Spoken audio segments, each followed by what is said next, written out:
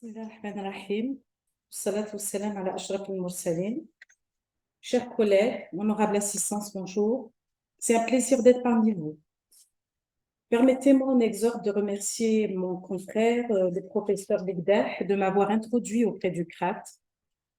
Je remercie donc le directeur du centre qui m'a bien accueilli, ma consoeur, le docteur Seyri, pour tous ses efforts fournis, et ce depuis notre premier contact. Voyez-vous, faire parvenir quelqu'un d'autre rive de la terre algérienne n'est pas une chose aisée, malgré la disponibilité des moyens. Je remercie enfin le docteur Boutèche de m'avoir invité à l'événement d'à présent portant sur l'habitat, l'architecture et le patrimoine au Sahara, patrimoine saharien. Je me réjouis de cette occasion de partager avec vous un tant soit peu de savoir et de savoir-faire traditionnel inhérents à la région de la Sahara, je précise, au sud-ouest de l'Algérie. Donc, j'ai intitulé ma présentation Ville et architecture au Sahara des palimpsestes à la façon du temps, en espérant que ça va vous ouvrir des brèches à l'avenir pour votre recherche. Alors, pour ceux qui ne connaissent pas, voici le Sahara algérien, une vaste région désertique d'une superficie colossale, valant plus de 80% de la superficie totale du pays. C'est grandiose, hein? C'est énorme. Et sur laquelle se greffent bien heureusement des oasis éparses, mais là où la vie est possible. Je le répète, là où la vie est possible, car au su au vu de tous, la rareté de l'eau, la sécheresse, la plus ou moins grande violence des vents de sable, la chaleur excessive atteignant parfois les 50 degrés à l'ombre en été, de cruelles inondations occasionnelles, la texture topographique assez complexe de la région définissent tous azimuts cette terre et la caractérisent d'aridité suprême. Peu nombreuses, ces riantes oasis ont la particularité d'être alignées selon une étroite échine verdoyante dite rue des Palmiers. Elle façonne un beau chapelet vert, donc lequel chapelet traverse trois secteurs respectifs. Vous avez le secteur de la Sahara qui englobe la ville de Béchar et ses alentours. Ensuite, vous avez le secteur du Gourara qui prend en charge Timimoun et ses environs. Et enfin, vous avez le Toit Tidikel qui prend en charge Adrar. Et donc, c'est plus bas. Donc, en fait, ce chapelet vert est un fait admirable. Le fait est que, nonobstant les contraintes sévères du milieu désertique, et en l'espace de quelques siècles, ceux que nous appelons les Sahariens ont agi à l'extrême de leur connaissance et de leur savoir-faire, avec des moyens assez restreints, pour ne pas dire quasiment nuls, sur des sites, encore une fois, quasiment vierges, pour entreprendre des établissements qui répondent à leurs nécessités impérieuses. Ils ne disent pas leur nom. Architectes anonymes, ces hommes de métier ont su, de par leur ingéniosité, façonner une architecture savante qui respecte l'environnement et la culture sociétale. Donc ça, c'est l'exemple d'un qsar à Tarit, pardon. Oui, Tarit, à 100 km de Béchar. Donc, parler des productions au Sahara, c'est parler de l'exceptionnel. Le milieu en soi est exceptionnel. Marcotte l'avait désigné de catégorie à part, puisqu'elle renvoie d'une part à l'aridité du climat et d'autre part à l'enclavement au sein d'étendues réellement vides. Il suffit de prendre la route à partir de Constantine vers Béchar et au-delà même pour découvrir que la région, même si de façon sporadique, est réellement désertique. D'autre part, les peuples luttant pour la survie dans ce milieu impitoyable, mais aucunement évincés ni par le danger de la soif, ni par l'éloignement géographique, sont devenus seigneurs dans la transformation des reliefs parfois stériles en oasis verdoyantes, les dotant d'exceptionnalité tant architecturale qu'hydraulique. Gauthier nous dit que c'est bien la cesse du climat qui a développé chez les Sahariens des savoirs de puisatiers et d'ingénieurs hydrauliciens.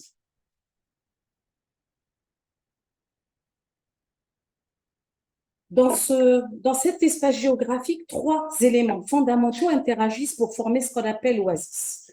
Donc, vous avez l'eau, le palmier et le rsal. L'eau qui est une condition sine qua non, d'abord, à l'implantation d'un établissement humain au Sahara. C'est une condition ferme, non révisable. Donc, outre la survivance, donc c'est aussi pour l'irrigation des palmiers, des jardins, pour créer l'écosystème aussi oisif. Le palmier, outre la subsistance aussi, c'est un élément qui part aussi aux contraintes atmosphériques de la région en filtrant les grains de sable, des vents de sable vraiment qui sont répétitifs dans la région. Ensuite, vous avez l'oxode. Les sols qui sont l'incontestable preuve d'une résistance au temps et d'une formidable adaptation à l'environnement, à un environnement aussi hostile que celui de la région. Au jour d'aujourd'hui, plusieurs recherches s'intéressent au milieu saharien et en matière, c'est-à-dire à la façon passive dont les Sahariens ont traité leur habitat et ont traité leur projection à l'échelle urbaine. Alors, plusieurs points ont aidé ou ont contribué à faire face aux forces variées dans ce milieu désertique. Je vais en citer les plus prépondérants. D'abord, vous avez le choix du site. Bien entendu, il fallait choisir un site qui permette de faire face et de protéger contre les contraintes atmosphériques sévères de la région, mais aussi un site qui permette aussi de tirer profit d'un air pur, frais, qui permet de profiter d'une ventilation naturelle. Donc, pour se protéger de mauvaises conditions atmosphériques, on verra choisir le lieu dans une région où l'air est bon et pur, selon Nihilboum. Là, c'est un site à ferrite aussi, parce qu'il y a plusieurs types d'oxo, pardon. Ça, c'est un site défensif. Mais le site a été choisi par rapport à la pente, par rapport à ce type de gradin qui permettent de bénéficier d'une vue intéressante sur l'Oued et la Palmeraie, mais aussi toutes les maisons peuvent recevoir une brise fraîche, d'avoir une ventilation naturelle. La densité, compacité du tissu, inéluctablement rattaché à la terre, concède peu de place aux tourbillons de sable et à l'éclat de soleil assez intense dans la région. Donc, les maisons qui sont adossées les unes aux autres confèrent une opportunité pour la création d'un microclimat dans la région. Les rues, des ruelles tortueuses et exiguës.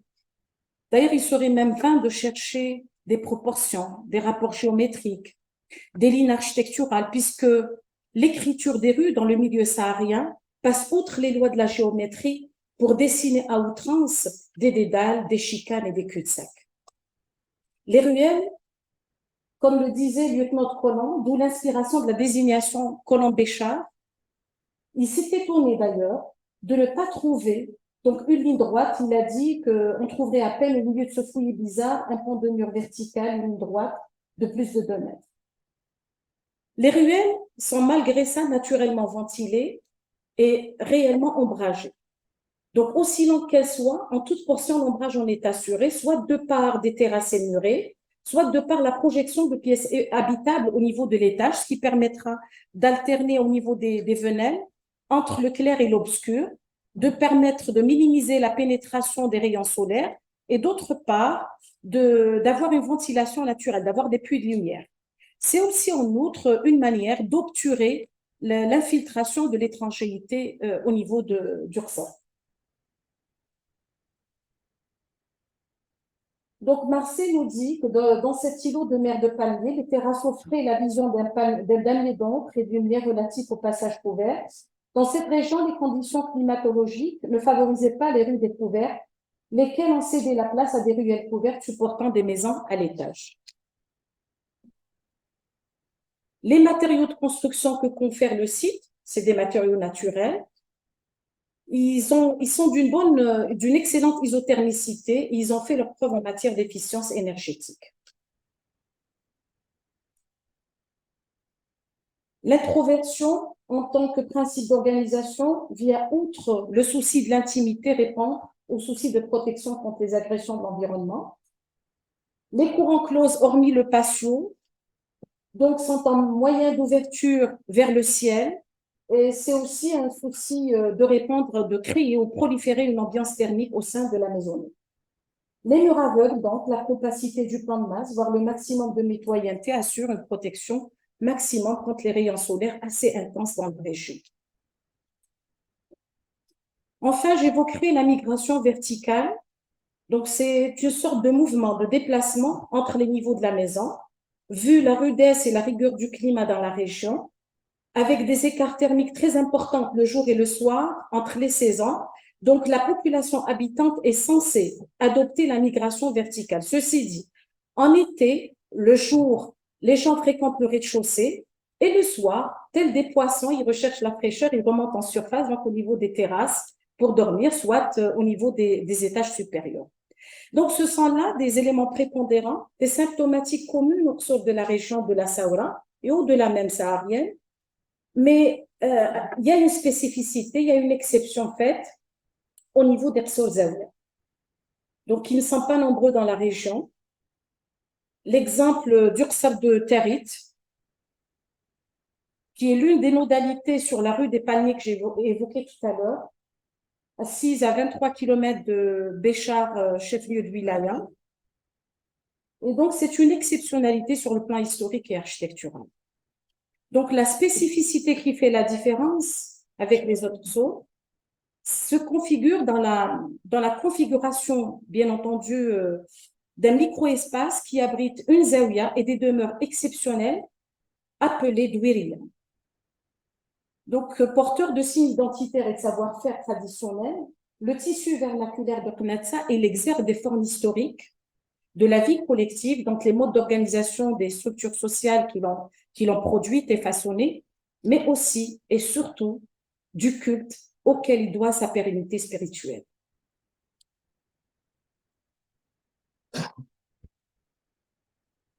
Donc là, il s'agit, concernant cette spiritualité, il s'agit de la Zawiya. Donc c'est le creuset où venait s'abreuvoir du savoir, une pays au-delà du territoire national.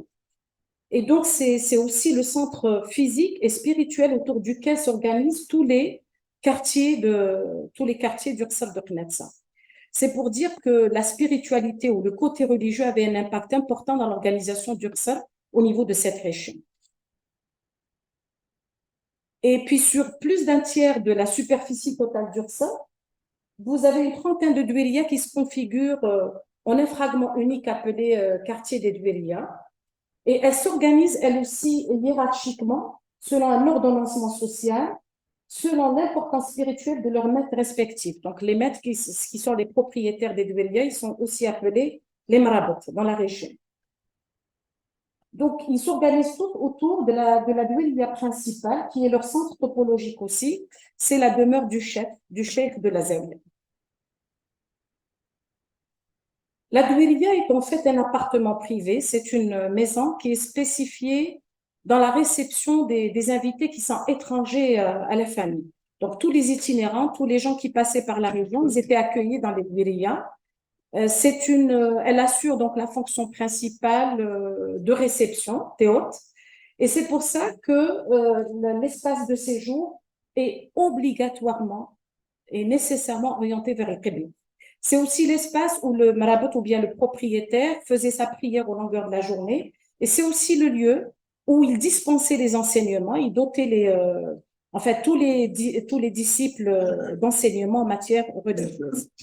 Donc, puisque la douélia est un espace de réception, et puisque la réception ou l'hospitalité est un aspect ou une conception sacralisée, idolâtrée, vénérée dans cette région, et je pense au-delà aussi dans la région saharienne, donc elle était nécessairement et impérieusement décorée. Donc, l'ornement est un prestige impérieux dans la région de la Zaouia Ziania, dans la région de la Saoura. Donc, elles étaient luxueusement décorées. Plus que le décor était soigné, plus que le statut social de leur maître était plus élevé. Et donc, la décoration transmet une image décente du propriétaire sous le primat de l'hospitalité. Donc, on décorait toutes les parois. Il y avait aussi des niches qui servaient de bibliothèque religieuse. Et en dehors des parois, il y avait aussi les sous-plafonds qui étaient décorés, pas en plâtre, mais plutôt des plaques en bois, avec des couleurs végétales. Il n'y a pas une douéria où l'ornementation était absente. Outre l'ornementation, l'arcature est omniprésente dans les espaces de la douéria. Donc, les arcs sont omniprésents dans l'espace central du patio. Nous avons des douérias, de 4 jusqu'à 12 poteaux. Ça dépend donc de la superficie de la douéria et du statut du propriétaire. Vous trouverez aussi l'arcature au niveau des portes. C'est le traitement des portes pour montrer la majesté, mais aussi pour rendre cette sobriété des détroits, des venelles. C'est aussi une manière de casser cette monotonie des façades aveugles au niveau des venelles. Et donc, on pouvait superposer plusieurs arcatures, donc composées avec un ensemble d'arcs pour marquer, donc, comme je disais tout à l'heure, la majesté du propriétaire. Il y en avait deux types en général, l'arc outrepassé ou bien l'arc en plein cintre, très fréquent dans toute la région. Alors, ce type d'arc permet la composition d'une multiplicité de courbures. Il y a aussi l'arc polylobé, donc c'est l'intrados de cet arc, est constitué de plusieurs lobes. Outre l'arcature, vous avez des inscriptions épigraphiques qui enjolivaient l'intérieur du patio. Vous pouvez trouver aussi Ba'd al-Ahadith, on trouvait aussi donc il y avait des inscriptions pour rappeler toujours la religion et pour décorer aussi le patio. Ainsi, donc, l'Oqsar de Knesset garde jusqu'à présent de formidables éléments architectoniques et architecturaux qui sont des modèles atypiques dans toute la région. Malencontreusement, malgré donc aussi significatif soit-il pour la population habitante de la Zaouia Zianiya, aussi significatif soit-il pour les habitants de la région de la Saouane, ces témoignages dépeignent aujourd'hui une situation drastique, se dégradent de jour en jour et risquent le péril. En effet, donc d'abord connu par sa Zaouia, lieu de pèlerinage spirituel des croyants et fidèles du saint Sidi Mohamed Ben Bouziane. Donc, l'activité religieuse et culturelle de la région de Knatsa s'est hâtivement transposée en essor économique et industriel suite à la découverte du charbon. Donc, c'est ce qui a fait d'elle première ville éclairée en Afrique. Et c'est ce qui a aussi attiré une population cosmopolite du monde entier pour venir en quête du travail, bien entendu. Donc, l'exploitation houillère a changé plus tard avec l'assaut du temps la physionomie du petit psal de Knatsa, mais aussi de tous les psauds de la région, typiquement de celui de l'agglomération chef-lieu Béchar. Et donc, la houillère a construit ou a constitué un petit centre cosmopolite avec sa gare, son aérodrome, sa piscine, ses restaurants, chose qui était nouvelle dans la région, avec ses coopératives, etc. C'était devenu, donc ça a attiré un grand prolétariat à l'échelle nationale. Donc, aux côtés des congrégations de naguère, coursières de la mémoire collective et des savoir-faire traditionnels, le Legaça au Sahara donc, administre un héritage colonial qui assoit d'autres ordres, d'autres emblèmes coloniaux, donc qui émanent de la civilisation européenne. C'est ce qui a marqué un tournant pertinent dans l'urbanisme de la région. Donc, c'est une modification incontournable. Ce n'est pas fini. À la veille de l'indépendance, la découverte du pétrole a aussi importé un autre bouleversement important dans l'économie du pays et dans la région de la Sahel. Bien sûr, tous les regards étaient détournés vers les gisements de pétrole de Hassin Saoud et Hassermel. C'est ce qui a fait qu'il y ait donc une dégradation de l'exploitation minière qui a vraiment été pertinente dans la région pendant une quand même longue période. Et c'est ce qui a fait aussi que l'État a décidé l'arrêt subit de l'exploitation minière dans la région. C'est ce qui a aussi accouché de cicatrices profondes qui ont touché quand même le paysage architectural et urbain de la ville de Knatsa. Donc, la ville de Knatsa est passée d'un pôle religieux attractif au milieu du Maghreb arabe à une ville minière, au rang de ville minière par excellence. C'est ce qui a induit donc un essor économique prospère, certes, mais les modes de production spatiale et architecturale ont carrément changé, ont bouleversé le monde de l'architecture et de l'urbanisme au niveau du Sahara. Et c'est aussi donc qui a vraiment proliféré une déception sur le plan architectural urbanistique. Donc nous avons cultivé des friches industrielles à l'entrée de la ville et des friches industrielles même au niveau de la ville de Béchar. Le modernisme vient à son tour dénaturer ce paysage architectural et urbain au niveau de la région de la Saoura, via des ensembles, comme vous le voyez, qui s'étagent dans toute leur laideur, qui ressemblent un petit peu partout aux productions au nord du pays. Voilà, donc ils s'affichent de part et d'autre des voies, avec une architecture monotone, identique un petit peu partout à l'échelle nationale.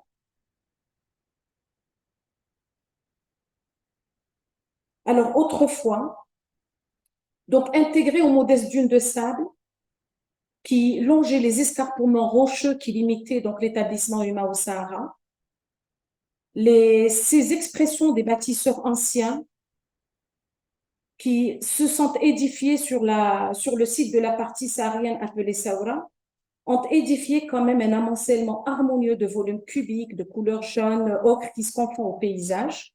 Donc cette participation communautaire a façonné donc des paysages spectaculaires et une architecture qui assouvit aux attentes citoyennes, qui se plie à la culture locale, qui respecte l'environnement physique, alors qu'actuellement, donc le milieu de l'architecture populaire, il a muté de façon évidente, à peine s'il laisse transparaître un palimpseste façonné à la façon du temps.